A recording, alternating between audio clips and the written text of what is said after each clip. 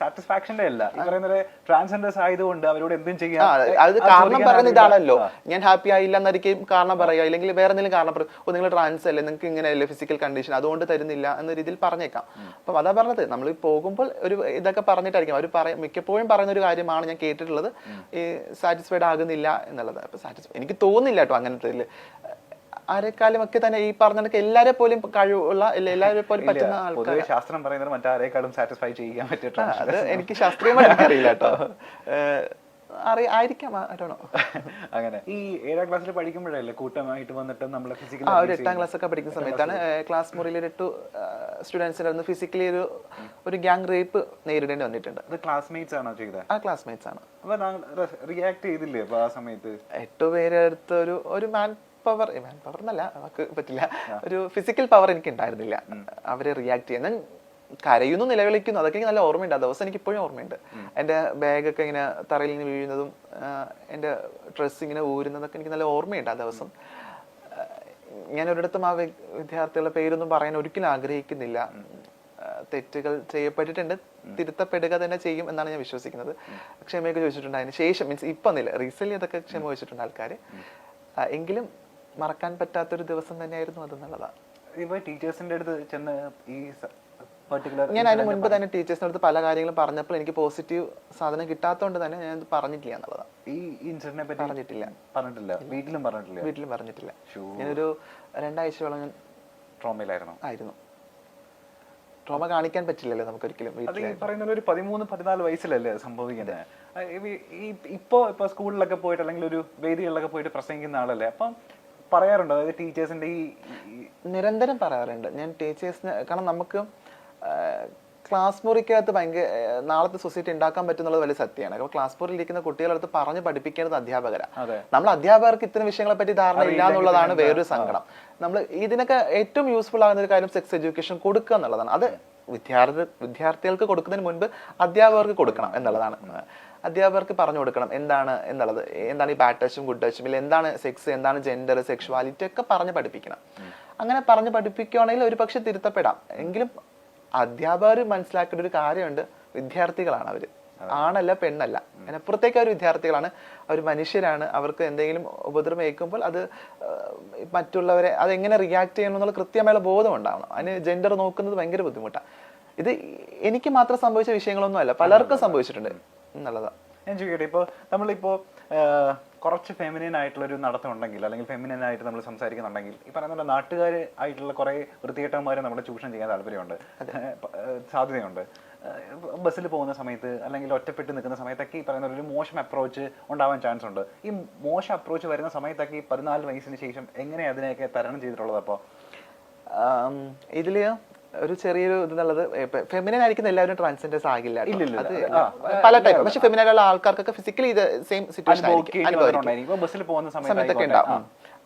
ഞാൻ സോഷ്യൽ മനുഷ്യനായിരുന്നില്ല ആ സമയത്ത്. ഞാൻ വീട് അത് നടന്നു പോകുന്നത്. അപ്പൊ എനിക്ക് ഈ ബസ്സിൽ ഞാൻ ആദ്യമായിട്ട് കയറുന്നത് ഐ തിങ്ക് ഒരു +2 പഠിക്കുന്ന സമയത്താണ് തോന്നുന്നു. എനിക്ക് അതിന് മുന്നേ ഞാൻ ബസ്സിൽ കയറിയിട്ടില്ല. ഞാൻ വിവാഹങ്ങളിൽ, മരണങ്ങളിൽ, പൊതുചടങ്ങുകളിൽ, പബ്ലിക് കൂടുന്ന ഗ്യാതറിംഗ് സ്പേസുകളിലൊന്നും പങ്കെടുക്കില്ല. പ്രത്യേകിച്ച് ഫാമിലി ഗ്യാതറിംഗിലൊന്നും പങ്കെടുക്കില്ല.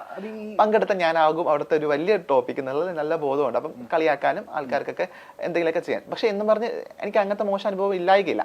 എങ്കിലും ഈ പോകുന്ന ഇടങ്ങളിൽ സെക്ഷുവലി ഉള്ള ഒരു ടോക്ക് ഇല്ലെങ്കിൽ സെക്ഷുവലി ആയിട്ടുള്ള ഒരു അപ്രോച്ച് ഒക്കെ ഉണ്ടായിട്ടുണ്ട്. അതൊക്കെ കുട്ടിയല്ലേ, അപ്പം നമുക്ക് കുട്ടിയാകുമ്പോൾ ഓടാനും ചാടാനൊക്കെ കുറച്ചുകൂടി ഇതുണ്ട്. അപ്പം റിയാക്ട് ചെയ്യാനുള്ള പവറൊന്നും ഇല്ല. ആ സിറ്റുവേഷനെ ഒന്ന് സ്കിപ്പ് ചെയ്ത് വിടും എന്നുള്ളത്. ഒരിടത്തും ഒരു പരാതിയും പറയാത്ത ആൾക്കാരാണ്.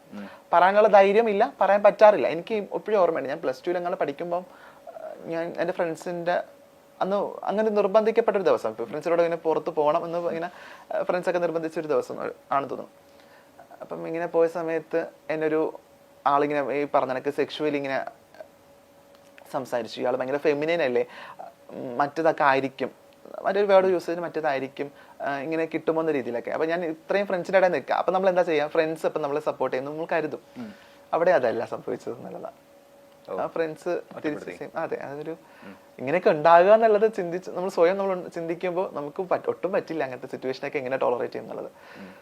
അതൊക്കെ ടോളറേറ്റ് ചെയ്യേണ്ടി വന്നു എന്നുള്ളതാണ്. ഈ നേരം കടന്നു പോകും എന്നുള്ളതായിരുന്നു. ഈ ട്രാൻസ്ജെൻഡർ ആവാൻ പോയതിനു ശേഷമുള്ള ഒരു ജീവിതം ഉണ്ടല്ലോ, അതായത് ഈ മമ്മിയുടെ കൂടെയാണ് അപ്പൊ താമസിച്ചതൊക്കെ, സർവൈവ് ചെയ്തതൊക്കെ അവിടെ നിന്നിട്ട് തന്നെയാണ്. അപ്പൊ എത്ര കാലം അവരുടെ കൂടെ താമസിച്ചു?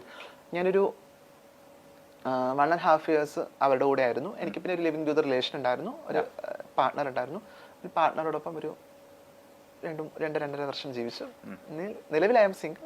ഞാൻ ഒറ്റയ്ക്ക് ഇൻഡിപെൻഡന്റ് ആയിട്ട് ജീവിക്കുന്നു. ഇപ്പം എനിക്കൊരു ഫാമിലിയൊക്കെ ഉണ്ട്, ചൂസിങ് ഫാമിലിയൊക്കെ ഉണ്ട്. എനിക്കിപ്പോൾ ഞാനൊരു ഫ്രണ്ട് സർക്കിളിനകത്ത് ജീവിക്കും, ഭയങ്കര കംഫർട്ടബിളാണ്. ഈ ഫ്രണ്ട് സർക്കിളിന്റെ കാര്യം പറയുമ്പോഴേ എപ്പോഴൊക്കെ കണ്ടിട്ടുണ്ട് അപ്പോഴൊക്കെ നമ്മളുടെ കൂടെ ഒരാളുണ്ടായിരിക്കും. ശ്രുതി സിത്താരയായിട്ടപ്പോ എങ്ങനെയാ ഇത്രയും സൗഹൃദം വരുന്നത്? ഞാനും ശ്രുതി വളരെ, ഞാൻ തുടക്ക സമയത്ത് ഞാൻ പറഞ്ഞ ശ്യാമയുടെ കൂടെ താമസിക്കുന്ന സമയത്ത് തന്നെ ഞാൻ ശ്രുതിയായിട്ട് അപ്പം കാണുന്നുണ്ട്. ഞങ്ങളപ്പം ഒരു കൂട്ടൊന്നുമില്ല, ഞങ്ങൾ രണ്ട് വ്യൂ പോയിന്റ് ഒക്കെ ഉള്ള ആൾക്കാരായിരുന്നു. അപ്പം പിന്നെ പതിയെ ഞങ്ങൾ ഭയങ്കര ഫ്രണ്ട്സായി. ഇപ്പം നല്ല ഫ്രണ്ട്സാണ്. ഇപ്പം ഞങ്ങളൊരു 4 പേര് അടങ്ങുന്ന ഒരു ഗ്യാങ് ഒക്കെയാണ്. ഞാൻ, ശ്രുതി, ദയ, സാദിയ എന്ന് പറയുന്ന. അപ്പം നമ്മൾ ഒരാൾ അറിയുന്ന ആൾക്കാരാണെങ്കിൽ 4 പേരും അവർ അറിയും എന്നുള്ളതാണ്. കാരണം നമ്മൾ എല്ലാ ഇടങ്ങളിലും 4 പേരെയും സംസാരിക്കുന്ന, അല്ലെങ്കിൽ ഇപ്പൊ സ്റ്റാറ്റസ് ഒക്കെ നോക്കിയാൽ ഒരാളെ മാത്രം ഒരുമിച്ചായിരിക്കും, കൂട്ടായിരിക്കും. അങ്ങനെ 2023 ഭയങ്കര കിടിലം വർഷമാവട്ടെ. അതിന് മുൻപായിട്ട് ഞാൻ ഇനി കുറച്ച് ആൾക്കാരുടെ പേര് പറയാൻ പോവാണ്. എനിക്ക് തോന്നുന്നു സമീപകാലങ്ങളിൽ ചിലപ്പോൾ അവരായിട്ട് അസോസിയേറ്റ് ചെയ്യാൻ ചിലപ്പോൾ ഭാഗ്യം ഉണ്ടാവുമായിരിക്കും. ഈ പേര് പറയുന്ന സമയത്ത് അവരെ പറ്റിയിട്ടുള്ള താങ്കളുടെ അഭിപ്രായം എന്താന്ന് അറിയാൻ താല്പര്യമുണ്ട് എനിക്ക്. പേര് പറയട്ടെ. ജേർണലിസം പഠിച്ചുകൊണ്ട് തന്നെ എല്ലാ ദിവസവും ഈ പറഞ്ഞ ന്യൂസ് ഒക്കെ കാണാനും പത്രം വായിക്കാനൊക്കെ സമയം കണ്ടെത്താറുണ്ടല്ലോ? കുഴപ്പമില്ല, ഫോൺ ഭയങ്കര യൂസ് ആണ് അതിലൊക്കെ. ഓക്കെ. ന്യൂസ് വായിക്കുന്ന അല്ലെങ്കിൽ ഫോൺ ഉപയോഗിക്കുന്ന ന്യൂസ് ഹാൻഡിലൊക്കെ ഡെയിലി പറയുന്ന പോലെ ചുമ്മാ ഒന്ന് കണ്ണുപിടിക്കുന്ന ആളാണെന്നുണ്ടെങ്കിൽ ഇവരുടെയൊക്കെ പേര് എന്തായാലും അറിഞ്ഞിരിക്കണം. അപ്പോൾ ഇവരെ പറ്റി പറയുന്ന പോലെ അഭിപ്രായം ഒന്ന് പറഞ്ഞാൽ മതി. ഓക്കെ. നമ്മളുടെ കാഴ്ചപ്പാട് ഭയങ്കര കാഴ്ചപ്പാടുള്ള വ്യക്തിയാണെന്നാണല്ലോ എല്ലാവരും പൊതുവെ പറയപ്പെടുന്നത്. ആദ്യത്തെ ആൾ ഈ പറയുന്ന പോലെ അഖിൽ മാരാർ ഈ സമീപകാലത്ത് ഭയങ്കര ചർച്ച നേടിയ ഒരാളാണ്. എന്താ അഖിൽ മാരാറിനെ പറ്റിയിട്ടുള്ള അഭിപ്രായം എന്താ? നല്ലൊരു വിമർശകനാണെന്ന് തോന്നിയിട്ടുണ്ട്. ചില കണ്ടന്റ്സ് ഒക്കെ പറയുമ്പോൾ അങ്ങനെ ഭയങ്കര കുറ്റം പറയാനായിട്ട് തോന്നിയിട്ടില്ല. പിന്നെ പുള്ളിയുടെ പൊതുവിൽ ഉള്ള, പുള്ളി ഭയങ്കര ക്യൂർ ഫ്രണ്ട്ലി ആണെന്ന് തോന്നുന്നില്ല. അങ്ങനെ എനിക്ക് അറിയില്ല, ഭയങ്കര ക്യൂർ ഫ്രണ്ട്ലി ആണ് അല്ലെങ്കിൽ അങ്ങനത്തെ ഒരു മനുഷ്യനാണെന്ന് തോന്നാറില്ല.